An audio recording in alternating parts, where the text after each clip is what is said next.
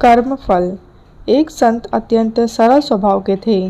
वे जब भिक्षा मांगते थे तो कहते थे, परमात्मा के नाम पे दे दो, जो जैसा करेगा वैसा ही भरेगा।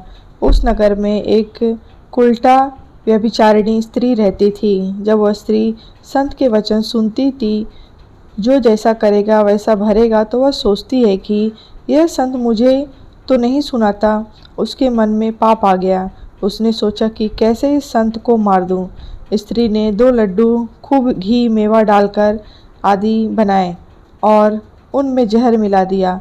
जब वह संत उस स्त्री के दरवाजे से गुजरा तो उसने कहा कि जो जैसा करेगा वैसा ही भरेगा। स्त्री सुनकर बाहर आई। उसने संत से कहा कि यह 2 लड्डू तुम्हारे लिए बनाए हैं, बहुत अच्छे हैं, इन्हें अभी खा लेना। ऐसा कहकर संत को दे दिए। संत तो सरल स्वभाव का था। उसने लड्डू ले लिए और आगे बढ़ गया। आज उसे भिक्षा कुछ ज़्यादा ही मिल गई थी। वह अपने कुटी पर आया। उसने भिक्षा में मिले अन्य पदार्थ खा लिए। लड्डू वैसे ही रहे। संत ने सोचा कि इतने अच्छे लड्डू हैं, इन्हें कल खा लूँगा। उसी रात को उस स्त्री के पति और पुत्र कहीं बाहर से आ रहे थे। वे बहुत थक गए थे और भूख भी लग रही थी। दोनों ने सोचा कि संत की कुटी पर कुछ विश्राम कर लेते हैं। जब वह संत के पास पहुँचे तो संत ने उन्हें बैठाया। पुत्र ने कहा कि बाबा, भूख लगी है, कुछ खाने के लिए हो तो दे दीजिए।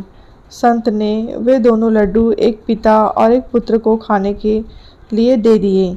लड्डू खाने के बाद दोनों का प्राणांत हो गया। वे दोनों मर गए। जब वह स्त्री संत के पास आई तो सिर पटक कर रोने लगी कि यह लड्डू तो मैंने ही संत को मारने के लिए बनाए थे, यह क्या हो गया। कहानी से सीख। जो गड्ढा तुम दूसरों के लिए खोदते हो, उसमें स्वयं भी गिर सकते हो। धर्म का मूल संदेश यही है कि जैसा करोगे वैसा भरोगे। दूसरों के लिए कांटे बिछाओगे तो स्वयं तुम्हें ही उन पर चलना होगा। अतः फूल बिछाओ दूसरों के लिए। आशा है कर्म का फल हमारी कहानी ज़रूर आपको पसंद आई होगी। कहानी पसंद आई हो तो लाइक करें, शेयर करें।